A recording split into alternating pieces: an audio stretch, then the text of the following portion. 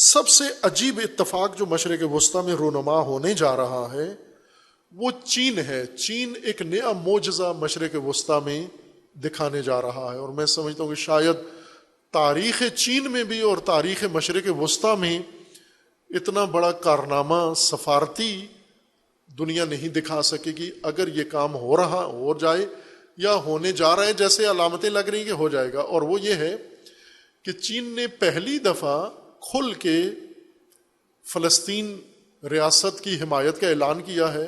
محمود عباس فلسطینی سربراہ یہ چین کے دورے پر ہے، اور چین نے پہلے بھی کہا ہوا تھا کہ ہم فلسطین اسرائیل کا معاملہ حل کر سکتے ہیں، اور اس پر اسرائیل نے بھی خوش آمدید کہا اور فلسطینیوں کو بھی بڑی امید ہوئی.